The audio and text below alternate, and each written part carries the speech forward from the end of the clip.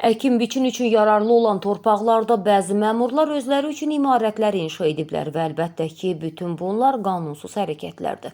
Bunu Prezident İlham Əliyev Naxçıvanda Prezidentin yeni səlahiyyətli nümayəndəsini və bir sıra rayonların icra hakimiyyətlərinə təyin olunan başçıları qəbul edərkən deyib. Dövlət başçısı qəti şəkildə qeyd edib ki, yerlərdə bugün hələ də mövcud olan, insanları narahat edən məsələlər öz həllini tapmalıdır. Bir çox hallarda torpaqlardan səmərəsiz istifadə edilməsi halları olub, torpaqlar zəbt edilib, torpaqların kateqoriyaları dəyişdirilib, əkin-biçin üçün yararlı olan torpaqlarda bəzi məmurlar özləri üçün imarətlər inşa ediblər.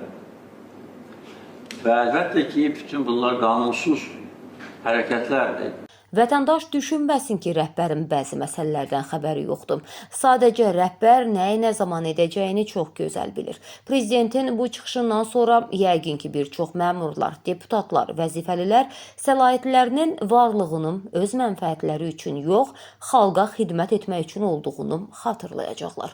Bu məqamda İmişlinin Nurulu kənd sakinləri tərəfindən redaksiyamıza göndərilən şikayəti bir daha xatırlatmaq yerinə düşər.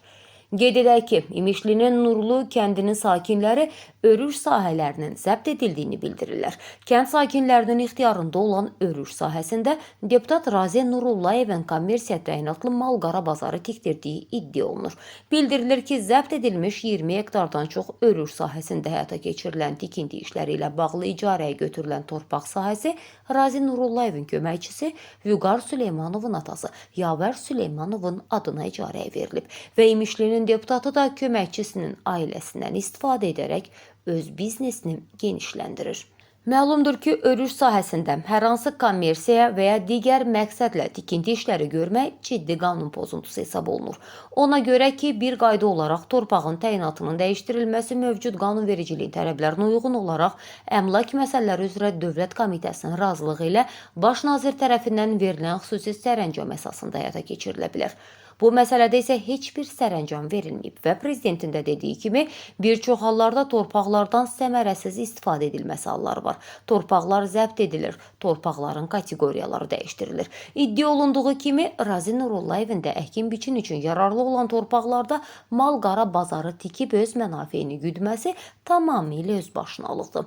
Qeyd edək ki, İmişli rayon icra hakimiyyətinin başçısı kənd sakinlərinin şikayəti ilə əlaqədar söz gedən ərazidə hər hansı kommersiya təyinatlı tikinti işlərinin aparılmamasına və dayandırılmasına dair müvafiq qərar versə də nədənsə qanunverici orqanı təmsil edən şəxsin adamlarından həmin qərara məhəl qoyan yoxdur. Maraqlıdır.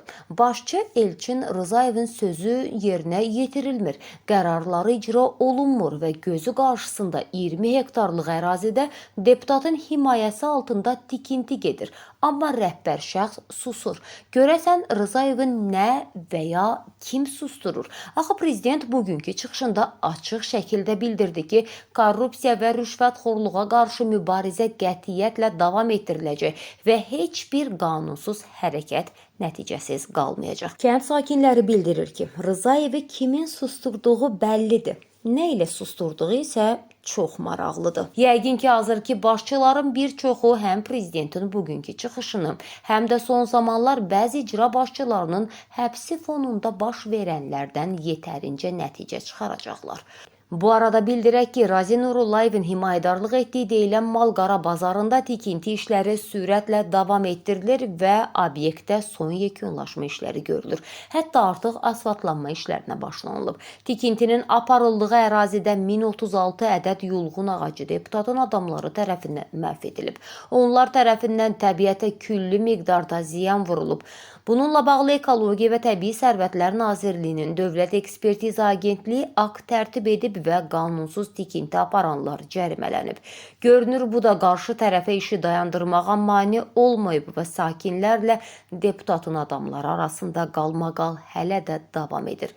Prezident açıq şəkildə bildirdi ki, hər bir rəhbər vəzifəli şəxs xalqa xidmət etməyi özünün əsas missiyası hesab etməlidir. Xalqa yaxın olmaq, xalqla bir yerdə olmaq idarəçiliyin başlıca qayəsidir. Etimadı doğrultmaq, xalqa xidmət etmək, xalqın rəğbətini qazanmaq hər bir rəhbərin borcudur. Bu təkcə tapşırıq deyil, bu Prezident İlham Əliyevin müəyyən etdiyi müasir Azərbaycan idarəçiliyi fəlsəfəsidir.